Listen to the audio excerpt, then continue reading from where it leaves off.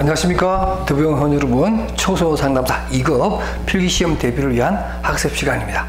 오늘은 상담 연구 방법론의 마지막 시간이고, 교재 위치는 202페이지의 분산 분석과 회귀 분석까지의 짧지만 굉장히 내용이 어려운 부분을 마지막으로 공부하는 시간입니다. 여러분, 교재 위치가 202페이지입니다. 제가 판서에 미리 시간 관계상 조금 판서를 해놨습니다. 우리가 지난 시간까지는 자료를 분석하는 데 있어서 가장 보편적인 분석 방법은 교차 분석이라든가 또는 T검정에 대해서 설명을 드렸는데요. 오늘은 우리가 T검정과 그 다음에 분산 분석, 그 다음에 회귀 분석에 대해서 설명을 하고, 일반적으로 상담 연구에 있어서의 윤리적인 문제를 다루면서 이 과목을 끝내려고 합니다. 기억을 되살려서 여러분들, 지난 시간에 우리가 배웠던 이 T검정, 우리가 일반적으로 뭐 T검정이라고 그러기도 하고요, T분석이라고 합니다. 그래서 이 T검정은 일반적으로 두 개의 집단의 평균의 차이를 구해서 집단의 성격을 구분하는 이런 거죠. 그러니까 예를 들면 독립변수는 사람이라고 하는 하나에 있죠.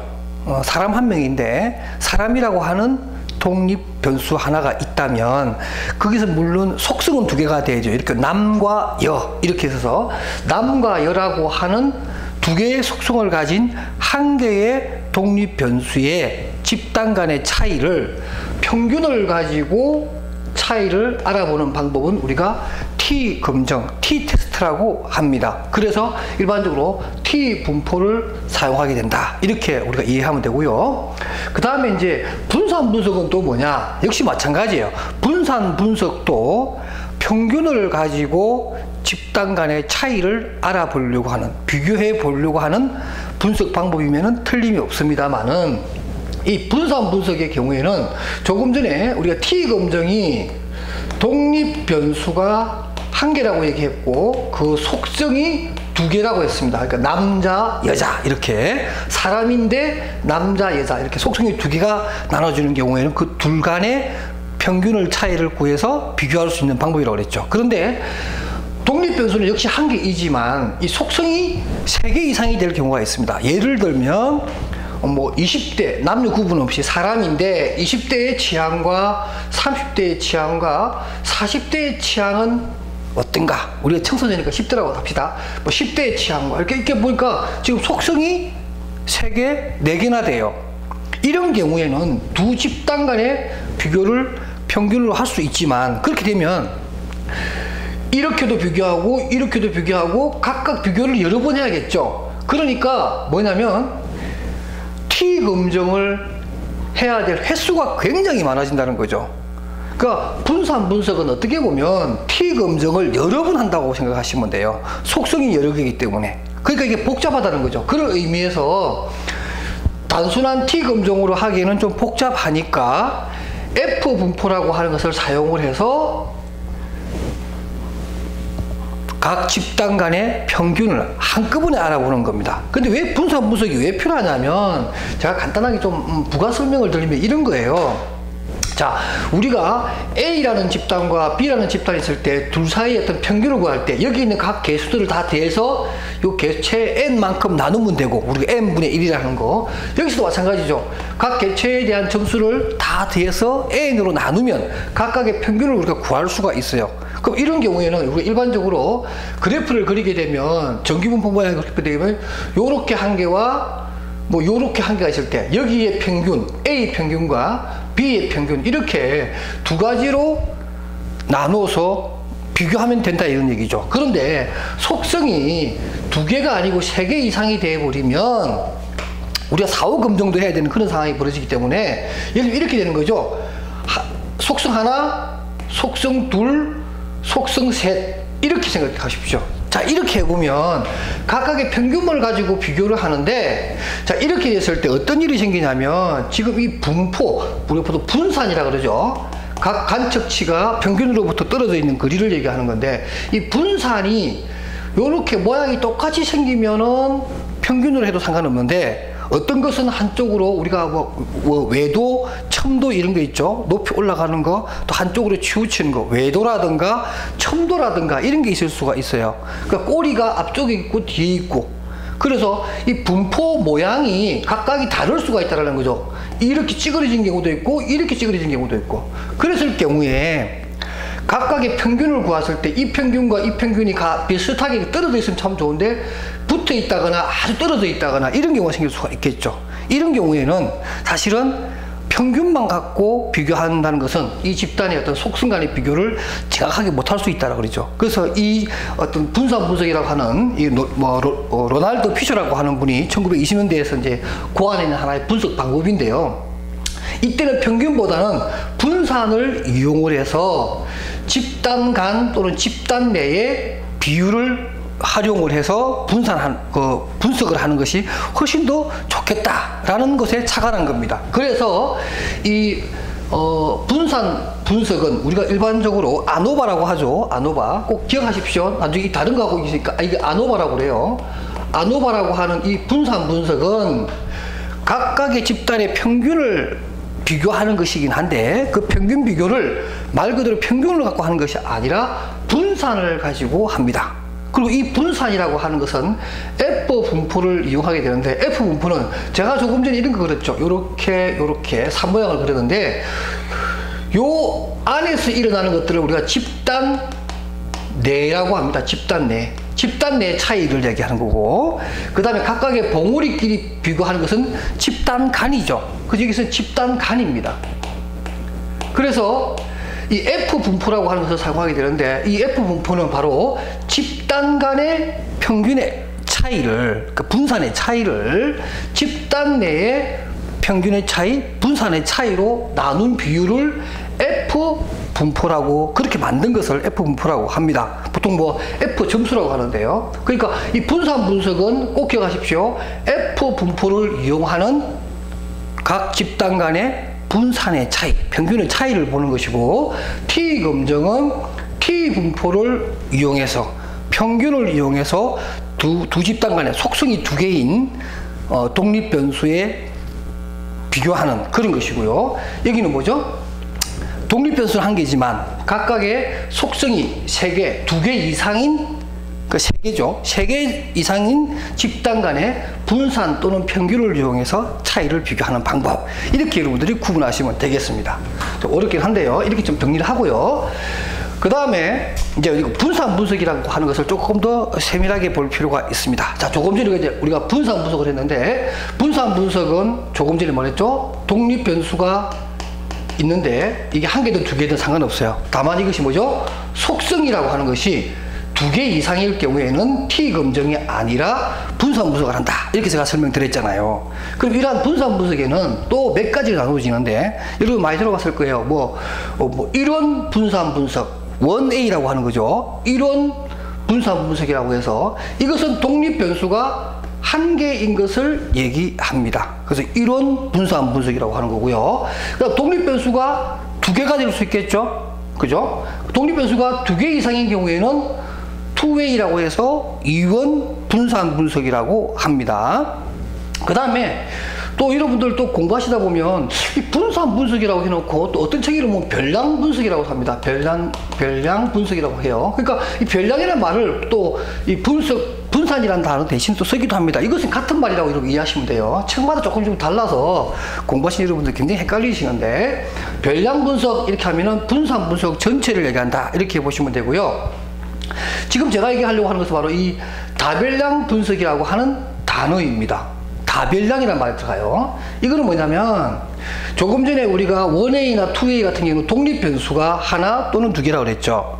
그런데 이 다별량이라고 하는 말을 쓰게 되는 경우는 종속 변수의 개수가 차이가 나는 겁니다. 그러니까 1A나 2A 같은 경우에는 뭐 여러 가지, 여기는 뭐 독립 변수가 한 개이면서 속성이 두세 개인 거, 이것은 이런 거겠죠. 예를 들면은 1A 같은 경우에는 독립 변수 사람입니다. 사람이 있는데 10대, 20대, 30대 이렇게 나누는 것이고요. 그 다음에 2A는 사람이 아니라 사람은 사람인데 남녀로 구분은 합니다. 독립 변수가. 그리고 속성이 뭐예요? 남자 10대부터 20대, 30대, 여자 10대, 20대, 30대 이렇게 파악을 해서 뭔가를 조사를 해야 된다. 그러면은 투웨이를 사용해야 돼요. 그래서 각각의 어떤 성향이라든가 뭐랄까요, 무슨 뭐 스마트폰 노출도라든가 아니면 뭐 월별 스마트폰 뭐 이용률이라든가 이런 것을 구할 수가 있겠죠. 그러면 다별량 분석은 뭐냐? 마찬가지입니다. 사람이 있습니다. 이 사람이 남녀예요. 남녀가 있습니다. 속성이 여기는 남녀라고 하면 안 되고 이렇게 해야겠죠. 예를 들어 사람이 있는데 10대, 20대, 30대 이러니까 속성이 3개니까 일단은 분산 분석으로 가야 돼요. 그 다음에 요것은 독립 변수인데 종속 변수가 2개. 조금 전에 그것은 스마트폰의 뭐 이용 시간이었다면 여기는 스마트폰의 이용 시간 플러스 뭐가 있을까요? 무슨 자료 검색 양 뭐 이런 거. 그러니까 우리가 알고자 하는 종속 변수로서 우리가 알고자 하는 내용이 2가지 이상일 경우에, 다시 말해서 종속 변수가 2가지 이상일 때 우리는 다별량 분석이라고 말을 씁니다. 그러니까 독립 변수 하나이면서 종속 변수가 2개이면 이런 분산 분석, 다별량 분석 이렇게 될 것이고, 독립 변수가 2개이면서 종속 변수가 2개가 등장하는 매우 복잡한 상황인데, 그 경우에는 이원 다별량 분석 이렇게 설명을 하면 되겠죠. 이렇게 해서 우리가 좀 용어를 또 좀 구분하고요. 그 다음에 이제 우리가 분산 분석과 관련해서 또 눈여겨봐야 될 것이 하나가 뭐냐면 바로 이 공분산 분석입니다. 이 공분산 분석은 자, 우리가 어떤 실험 설계를 할 때 독립 변수가 있고요. 그 다음에 그 결과를 나타내는 종속 변수가 있어요. 자, 그래서 이렇게 뭐 예를 들면 우리가 분산 분석이니까 이제 속성을 3가지로 합시다. 사람이 있어요. 사람이 있는데 10대, 20대, 30대의 어떤 스마트폰 이용 시간 이걸 알고 싶다. 이런 경우라면 뭐 특별하게 문제가 되지 않는데, 문제는 뭐냐면 말이죠. 이 공분산 분석에서 독립 변수가 2개 이상이 되면서 문제가 발생할 수 있습니다. 다시 말해서 투웨이 분산 분석이 될 때쯤 되면 어떤 문제가 생기냐면 이런 겁니다. 어떤 그 학급에 수학과 영어 성적이라고 하는 이 2가지를 이제 실험을 합니다. 어떤 실험을 하느냐?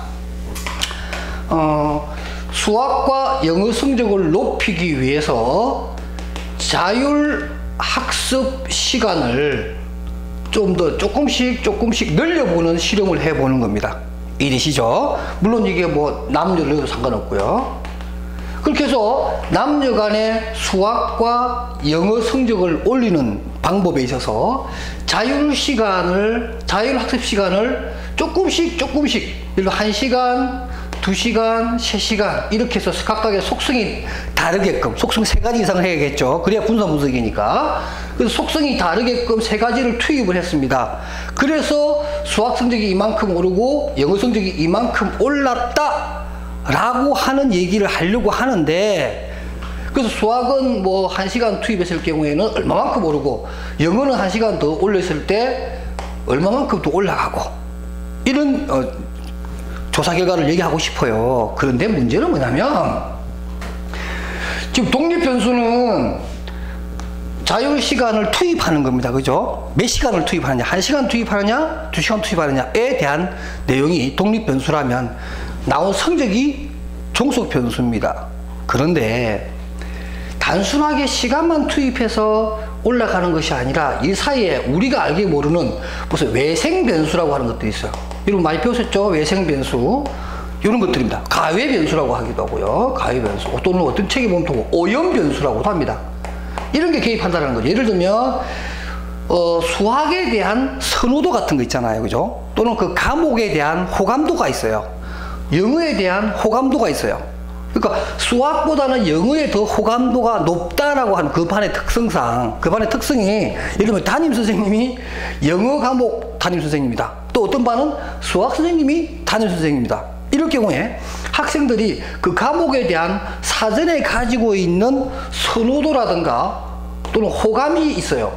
이 호감이 훨씬 더 영향을 미쳐서 자율시간 1시간을 줘도 영어에 더 몰입을 하거나 수학에 덜 몰입을 하거나 이런 경우가 생길 수 있어요. 그렇죠? 그러니까 이런 경우에는 우리가 원래 했던 단순한 실험 설계 내용하고는 다르게 우리가 해석될 수도 있다는 거죠.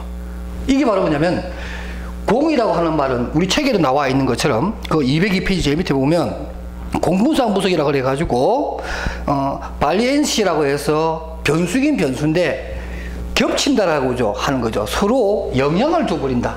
그러니까 독립 변수 외에 아닌 것들이 영향을 줘서 종속 변수에 영향을 줘버리는 이런 것을 우리가 보통 어떤 영향을 준다라는 거죠. 그래서 이 분산 분석은 항상 이 공분산 분석이라고 하는 부분을 염두에 둬야 됩니다. 그래서 이 외생 변수라든가 가외 변수가 미친 영향분을 제거해줘야 정확한 결과를 알 수 있다. 다시 말해서 이 호감이라든가 선호도 부분을 빼주는 게 좋다라는 거죠. 예를 우리가 그런 게 있잖아요. 뭐 나이가 많아서 여러분 잘 보세요. 뭐 나이가 많아서 호봉이 높은 거냐?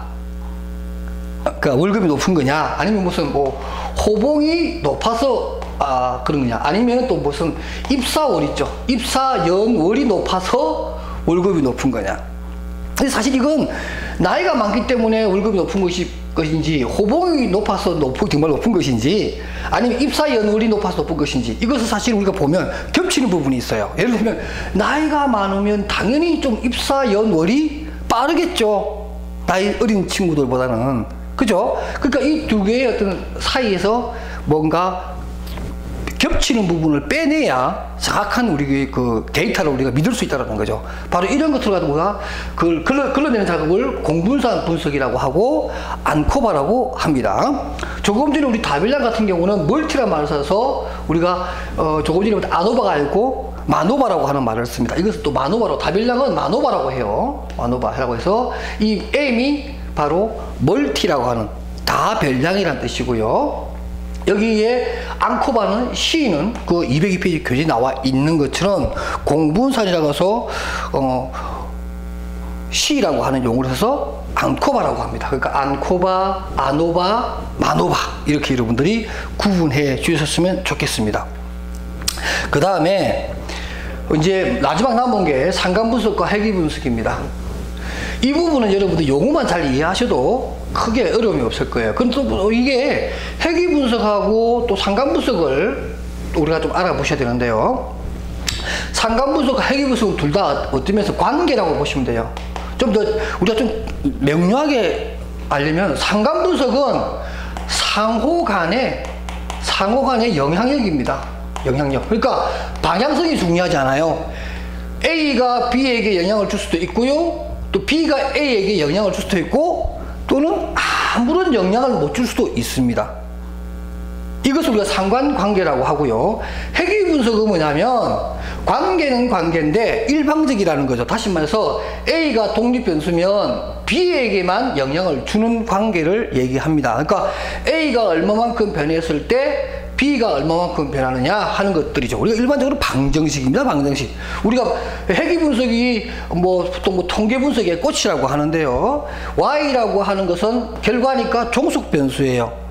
종속 변수에서 우리 교재 203페이지에 보게 되면 제가 간단한 식을 하나 만들었어요. 그 보면 203페이지에 그 제7절에 보면 해기 분석이라고 있죠. 그게 가운데 정도 보면 제가 1차 방정식을 하나 만들어 놨어요. 그래서 A 플러스 그다음 B 우리가 또 X 값이라고 그러고요. X가 있고 그다음에 여기 내용이 하나 있는데 EI 우리가 보통 장차라고 하는 것들입니다. 그게 뭐냐면 우리가 이렇게 그래프상으로 이렇게 그리면 이게 1차 방정식이죠. 이게 Y축이고 이게 X축인데 결국 A 값을 우리가 투입할 때마다 왜 Y 값의 변화를 보게 되는 것, 이게 우리 1차 방정식의 전형적인 선형 모형이잖아요. 이 B는 이 바로 기울기입니다. 기울기. 이 기울기니까 X 값이 얼마만큼 변하는, 요만큼 변하는 것에 따라서 Y 값이 얼마만큼 변하느냐 하는 차이점이죠. 이것을 해기 분석에서는 뭐라고 얘기하느냐? 독립변수 A를 투입하면 그 투입에 따라서 B가 얼마만큼 영향력을 받느냐, 변화하느냐 하는 것들이에요. 그러니까 이 수식에 따라서 X 값의 변화분의 Y 값의 변화를 보여주는 것. 이것은 바로 B라고 하는 이것이 기울기고 우리가 일반적으로 회귀계수라고 합니다. 회귀계수. 회귀계수가 가파르면 가파를수록 높으면 높을수록 어떻게 돼요? B는 A로부터 영향을 많이 받는다. 그래서 이 회귀 분석이 왜 통계학의 꽃이라고 하냐면은 바로 이 그래프의 모양새가 뭐 할 수 있다? 추적을 해보면 예측이 가능하다. 그래서 우리가 뭐 계량 통계학 또는 무슨 우리가 경영 통계 이런 것들이 뭐냐면 우리가 일반적인 경영학에서 미래를 예측하기 위해서 이러한 수식을 활용을 해서 앞으로 시장의 어떤 환경, 기업의 환경이 A 스타일로 변할 터이면 그러면 이제 B는 어떻게 변할 것이니까 기업은 어떤 투자 전략을 수립해야 되는가 하는 것들을 우리가 알 수 있는 이러한 것들을 보여주기 때문에 회귀 분석을 많이 활용한다. 이렇게 보시면 됩니다. 지금 제가 설명드린 내용이 바로 T 검증과 분산 분석, 또 분산 분석의 여러 가지 하위 개념들, 그리고 상관 분석, 그 다음에 또 뭐 다별량까지 포함하고 마지막으로 회귀 분석까지 제가 설명해 놓은 겁니다. 이것은 여러분들이 내용적으로만 알고만 계시면 되고 시험에는 뭐 계산한다거나 또는 뭐 어떤 수치를 집어넣어서 값을 끄집어내는 그야말로 뭐 사회 조사 방법론 그 자격증의 수준만큼 그렇게 시험에 나오는 게 아니기 때문에 여러분들이 그 개념만 잡아주시면 될 것 같습니다. 그래서 204페이지 가게 되면 제가 이런 정리를 해놨어요. 제 8절에 보면 204페이지 제가 조금 전에 말했던 독립변수의 개수, 그 다음에 속성의 개수, 그 다음에 종속변수의 개수에 따라서 각각을 분석의 방법에 대한 명칭이 달라진다 이렇게 말씀드렸고요. 그 표 밑에 보게 되면 집단 간의 평균 차이입니다. 독립표본 T 검증이라든가 이런 것들은 결국에는 우리가 질적 독립 변수에 있어서 속성이 두 개일 때 분석하는 방법이고, 그 다음에 분산 분석에 와서 이론 배치 같은 경우에는 뭐예요? 거기 나와 있는 것처럼 독립 변수는 하나이지만 속성이 3개 이상인 것. 이원 분산 배치는 뭐예요? 독립 변수가 2개인 겁니다. 2개이면서 속성이 역시 2개 이상 돼야 되겠죠. 그래야 분산 분석이라고 할 수 있으니까 그런 얘기이고, 그 다음에 이제 다별량 분석이라든가 그 다음에 공분산 분석, 그 다음에 회귀 분석에 대한 설명해 드렸고요. 두 변수 간의 상관관계입니다. 제가 조금 전 설명드렸던 상관 분석의 경우에는 두 상호 간의 영향력을 따지는 겁니다. 그러니까 A가 독립 변수가 될 수도 있고 B가 독립 변수가 될 수도 있어요. 그것은 정해져 있는 것은 아니에요. 그러나 상관 분석은 뭐예요? 반드시 처음 독립 변수는 끝까지 독립 변수여야 된다. 그래서 A를 통해서 B를 예측하는 데 쓰인다. 이렇게 제가 설명을 드렸습니다. 그 다음에 205페이지로 가겠습니다. 챕터 10에 보면 상담 연구의 윤리적 문제를 다루었습니다. 거기 보면 너무나 뭐 당연한 얘기겠지만 요즘 또 이런 또 우리가 뭐 논문 표절이나 뭐 이런 것들이 사회적으로 문제가 되어서 좀 강조되는 분야이기도 합니다. 일단 연구와 관련해서 부정행위의 유형을 보면 날조라든가 위조가 있습니다.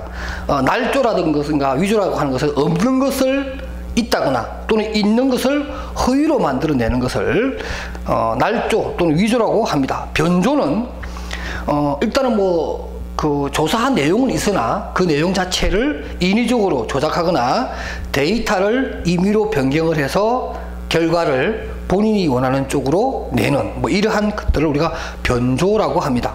가장 문제가 되는 게 바로 표절입니다. 표절은 타인의 아이디어나 연구 내용, 결과를 무단으로 정당한 승인 없이 출처를 밝히지 않고 인용하고 도용하는 이러한 행위를 우리는 표절이라고 합니다. 가장 많이 일어나는 연구 부정행위라고 할 수가 있습니다. 그 다음에 이중계제입니다. 이중계제는 물론 본인의 아이디어이며 본인의 연구 결과이긴 합니다. 그러나 그것을 계속 반복해서 사용한다든가 다른 뭐 연구지에 원래 자기가 게재했던 자신의 처음에 게재했던 내용을 밝히지 않고 반복해서 써먹는, 우리가 보통 우리가 뭐랬죠? 뭐 울고 먹는다 그러죠?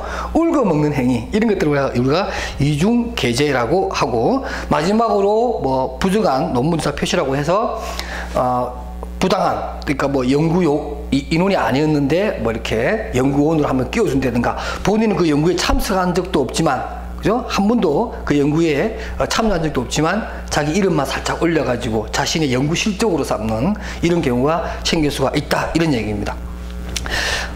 마지막으로 하나만 여러분들 책에는 없지만 제가 이제 기출문제라든가 이런 부분에 제가 조금 빠진 부분이 있어서 한 가지만 좀 알려드리면, 일반적으로 우리가 연구윤리의 일반원칙 4가지를 좀 살펴볼 수가 있습니다. 일반원칙에 보면 이익의 원칙이라고 하는 것이 있습니다. 이익의 원칙. 제가 판서를 하고 설명을 좀 드리도록 할게요.